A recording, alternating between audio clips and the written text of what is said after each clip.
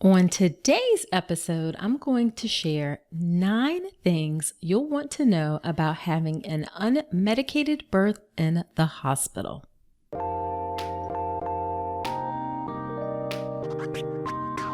Welcome to the All About Pregnancy and Birth podcast. I'm Dr. Nicole Calloway Rankins, a board-certified OBGYN physician and certified integrative health coach. Every week, I break down topics, share birth stories, or interview experts to help you have your very best pregnancy and birth. Quick note, the information is for educational purposes only and is not a substitute for medical advice. See the full disclaimer at ncrcoaching.com/disclaimer. Well, hello there. So glad to have you here today. If you are even thinking about having an unmedicated birth in the hospital, well, then you definitely want to listen to today's episode. It's 9 things you'll want to know about an unmedicated birth with a focus on doing this in the hospital. Now, you may also know this as natural birth, but all birth is actually natural, no matter how a baby is born. So I refer to birth without medication as unmedicated as opposed to natural birth. Okay, now before I get to those 9 things, I gotta tell you about an awesome giveaway I'm sponsoring. To celebrate the launch of the podcast, I'm giving away 3 spots in my online childbirth education class, the Birth Preparation course. The Birth Preparation course is a comprehensive course that will leave you feeling knowledgeable about your options and the process of birth, prepared to deal with any possibilities that may arise, confident in yourself and your choices for your birth, and empowered to advocate for the birth experience that you desire. There are over 8 hours of content in the Birth Preparation course, and that content covers everything from getting in the right mindset for your birth, to the details of labor, to how to make your birth wishes, to what happens in the postpartum period, and everything in between. There's also a bonus lesson on unmedicated hospital birth that goes into extensive detail on how to have your best experience having an unmedicated birth in the hospital. Everything in the course is online, so you can go through the material on your own time and at your own pace. There's also a private course community that is run by an experienced doula. And in this course community, you'll get support from other pregnant women, and I'm in the group as well, doing regular Q&A sessions. And last but not least, you get lifetime access to the course. The Birth Preparation course is easily valued at $400, but all you have to do to enter is go to ncrcoaching.com/giveaway. Again, that's ncrcoaching.com/giveaway, and that link will be in the show notes. All right, let's get to the show. So the first thing I want to tell you about having an unmedicated birth in the hospital, and it's really more of a question that you need to ask yourself, and that is, what is your motivation for having an unmedicated birth? Do you want an unmedicated birth because it seems like a more popular thing to do? Do you have beliefs about women who don't use pain medication in labor, like that they're stronger? Or do you have beliefs about women who do use pain medication in labor, like that they're somehow weaker? Is your decision being influenced by the people around you, like your mother or your sister or a friend saying that you shouldn't get an epidural? Listen, here's the thing. Having an unmedicated birth is your decision to make, and your decision to make only. Now, although you'll definitely seek the opinion of others, it is ultimately your choice. So don't let a blog or a friend or an Instagram post make that decision for you. Also, you want to understand that your strength is not determined by how you manage pain in labor. So don't do this because you think it's necessarily a testament to your strength. You are strong regardless of how you choose to manage pain in labor. All right. Number 2 is another question, and that is, what is your level of commitment to having an unmedicated birth? Do you mean that you want an unmedicated birth as long as it's not too difficult?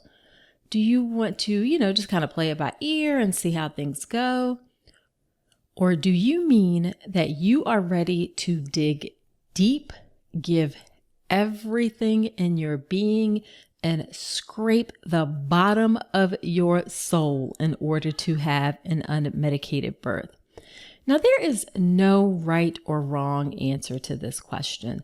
The point of this question is that your level of commitment becomes important if your labor gets tough, and you don't know what your labor will be like until you get there. Now, if your labor gets tough, will you be okay with getting an epidural? Or will you need your support people to help you push through those really tough parts because it's so important to you to have an unmedicated birth? So just think about it. Again, there's no right or wrong answer. Just think about it and decide what you want to do, what your level of commitment is, and then let your support people know so that they can assist you accordingly when the time comes. All right. Number 3, unmedicated birth requires preparation. Now, the level of preparation varies, but I do think you need to do something to prepare for an unmedicated birth. You may decide that you want to read a couple books. I know Ina May Gaskin's book is a popular book. I also really like Birthing from Within. You may decide that you want to watch a few YouTube videos and get an idea of what unmedicated birth looks like. Or you may go all in and take a class that is specifically for unmedicated birth. You have to do what you believe will work best for you, but know that you do need to do something to prepare. If you don't prepare, the pain can quickly become overwhelming. And when you're in the hospital, if that pain gets to be overwhelming, it's easy to ask for medication. So, if you want to give birth without medication, do something to prepare. Number 4, stay at home as long as possible. Your contractions should be 5 minutes apart or less, and all strong enough that you're having to work to manage them. You're having to really breathe through them. They're taking your breath away. Really strong contractions. And they need to be at that level for ideally at least 2 hours before you go to the hospital. It can be even longer than that if you live fairly close to the hospital. Now, if your contractions are sometimes 5 minutes apart, and sometimes they're 8 minutes apart, it is not time for you to go to the hospital. If your contractions are sometimes strong and sometimes not, it is not time for you to go to the hospital. If you go to the hospital too early, you may get sent home, which is actually a good thing if you're planning an unmedicated birth. Or you may be offered interventions like Pitocin or breaking your water in order to get things going. You may also be offered pain medication. Now, Pitocin or breaking your water, pain medication, those things are not inherently bad. But if you want an unmedicated birth, then you generally want to limit interventions. So, to have the best chance of having labor unfold on its own with minimal intervention, stay at home as long as you can. You'll also just be more comfortable at home. Now, you may worry like, oh, if I stay home too late, am I going to, have my baby at home or in the car? That is not likely to happen. The average active labor is about 8 hours. And if it's going to be a lot shorter than that, the intensity will ramp up fast and your body will say, hey, stuff is going on. It is time to go to the hospital. So you are not likely to have your baby at home or in the car if you stay at home and good, consistent, strong labor for at least 2 hours and potentially longer. If you do that, then by the time you get to the hospital, you should be a good solid 5 to 6 centimeters or even more. Now, if you have a doula, she can be a great resource to help you with this. If she's had experience, then she knows what a laboring woman looks like, and she can come to your home and give you an idea of whether or not it's time to go in. Number five is don't fight pain in labor, surrender to it. Now, this can be challenging because pain is usually a sign in our bodies that something is wrong. So it's really counterintuitive to not fight pain. But it is oh so important that you don't fight pain during labor. See, what happens is when you're fighting contractions, you're thinking that they're bad and all you want is for the contractions to stop. Each contraction can bring on a sense of panic and dread, and this leads to tension and more pain, and that can then amplify that sense of dread and panic with the next contraction, and you get stuck in this awful cycle. You can get overwhelmed, and then you start looking for escape routes. And escape routes in the hospital, that's going to mean medications or an epidural. Now let's contrast that with what happens when you surrender to the pain. When you surrender to your contractions, you recognize that pain is not the enemy. It has a purpose, and that purpose is to open your body and birth your baby. You understand that the pain is not permanent. You know that it is not damaging your body, even if it is intense, and you're able to flow with the pain. You're able to accept support to help you cope with the pain, and you find a good rhythm. Doing that will actually decrease the perception of pain. So, don't fight the contractions, surrender to them. Number 6 is related to number 5, and that is approach labor one contraction at a time. When you surrender to labor, you take it one contraction at a time. You don't think about how much labor is left or how long it's going to take.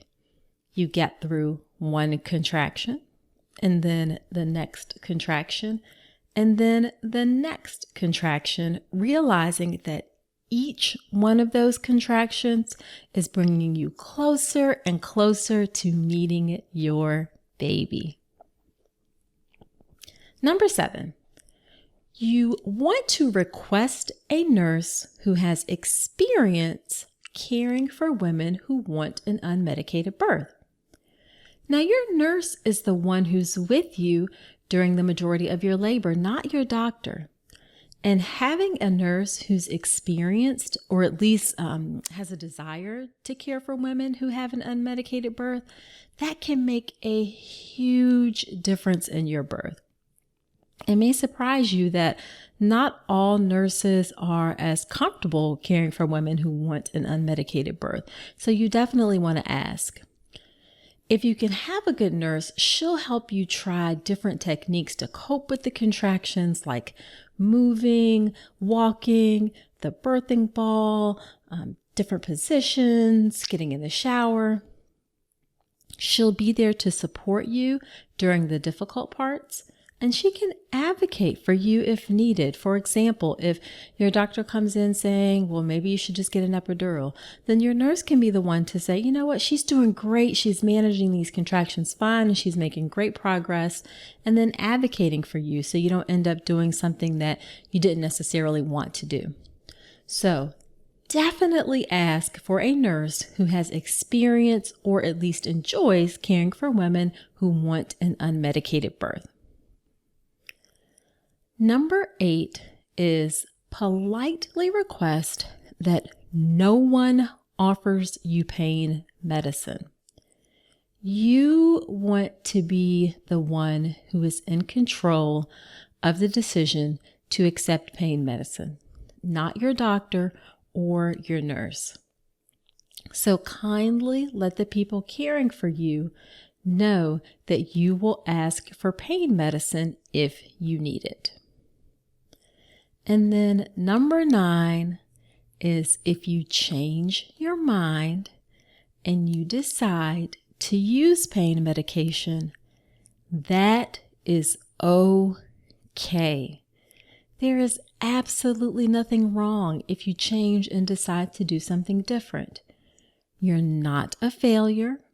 You are not weak. You have grown a human being inside your body, for goodness sakes, and that is pretty freaking spectacular. How you manage your labor pain does not take away from the beauty of having a baby.